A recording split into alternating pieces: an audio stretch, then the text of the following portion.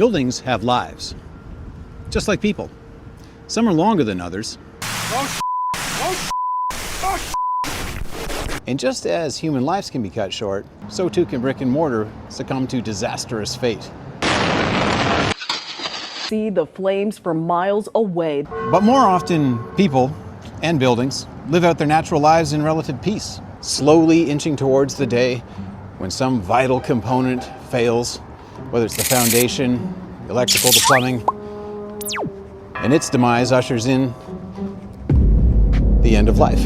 Now, to push this analogy just a little bit further, it could be said that people and buildings live vastly different sorts of lives from one another, depending on different factors like geographic location, time we're on the planet, physical attributes. But one thing's for sure, the longer we're here, the more chance that life will leave its mark on us. May we live in interesting times. We've all heard that before. And I would say that we definitely do live in interesting times, for better or for worse, as does the building I'd like to talk about today.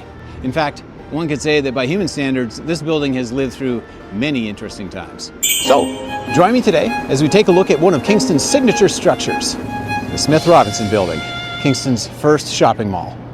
So, located at the base of Kingston's High Street on Princess, this is one pretty impressive pile of rocks, but it wasn't always like this.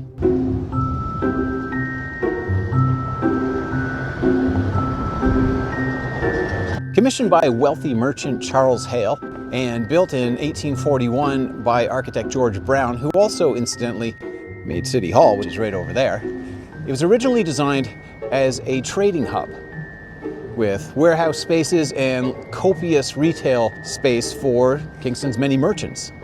It became known as the Commercial Mart. As far as I can perceive, this is effectively Kingston's first shopping mall. I mean, the food court's probably just oysters and beer, but that doesn't really sound so bad.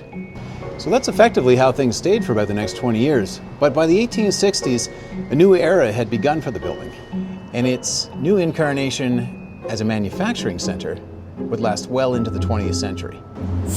Now, by 1864, a significant portion of the building would be occupied by Weber and Wormwith piano manufacturers. The Weber brand was begun in New York City and was shortly thereafter transplanted to Kingston, where it thrived until 1940. It was the largest manufacturer in the country at one point, churning out about 500 units a year. Now, it seems a little funny these days to talk about a booming piano industry, particularly when you could probably get one free on Facebook Marketplace as long as you're willing to show up and move it yourself. But it would seem that given they were here for 75 years, pianos were the right product at the right time. But not everything born here thrived. In fact, one ill-fated manufacturer lasted only 6 years, a mere blip compared to its piano-making co-tenant. It's not that the company made a bad product, they were just a casualty of changing times and industry disruption. So I present for your consideration one of Kingston's more interesting failed enterprises. The Kingston Vehicle Company. Yeah, right? Kingston used to build cars. How cool is that? Very, very cool is the answer, if it was true. Kingston Vehicle Company was part of a vast and booming industry in Canada and really throughout the entire world. But it was an industry that was about to become obsolete. You see, the Kingston Vehicle Company made horse-drawn vehicles, buggies, carriages, sleds, that kind of thing. And according to contemporary marketing ephemera, they were pretty high-quality vehicles. However, trouble was on the horizon. You see, before they even opened the doors in 1894, Henry Ford had already tested his first combustion engine in his kitchen sink. And 2 years before that, he tested his first fully functional automobile in the streets of Detroit. So it would seem that the writing was on the wall for the fledgling company. Horse-drawn technology was quickly overtaken by the automobile, and by 1900, the Kingston Vehicle Company no longer existed. Of course, the building itself persevered, just living its life as a manufacturing facility and still dabbling a little bit in retail property management. But soon, world events would once again leave their mark on the life of this building.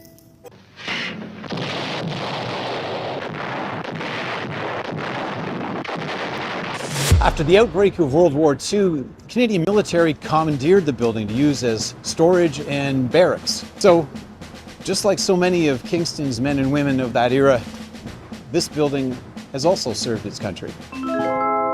After the war, the military had planned on demolishing the building, but mercifully that never happened. It just kind of lingered around for the next little bit, used as federal office buildings until 1959, when Maurice Smith and his brother-in-law Percy Robinson purchased the building and turned it into a much-loved department store, rather pragmatically named S&R.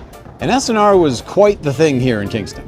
Cavernous, haphazard, and vast. It occupied all 4 floors of the building and was said at one time to even be the largest privately held department store in the country.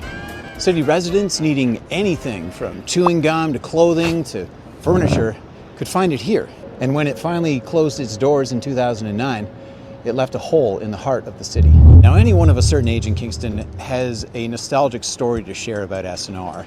And those stories, more often than not, had as much to do with unique characteristics that the place had. It's quirky, like it had an elevator operator right up until the very end. It had a layaway plan with paper receipts, and they even had store detectives.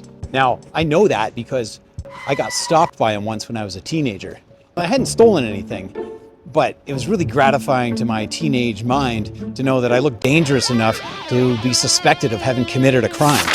So today's Smith & Robinson building is a mixture of retail, office, and restaurant space, much like it would have been in its original inception. And a lovingly undertaken renovation in 2011 ensures that the building continues to be beautiful. It's also worth noting that you might be able to see right up here, and of course back here, that over the years, as the uses have changed for the building, little bibs and bobs have been added on. In some cases, enormous wings. Floors have been stacked on top. And this, of course, mirrors human life. We adapt and grow in response to the world around us. And I think we'd all be very lucky if we look this good when we're 180 years old. I think I will call it there today, guys.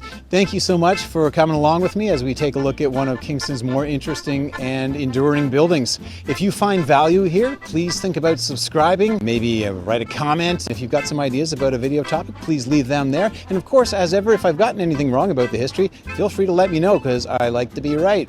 Anyway, have a good day, guys. Bye-bye.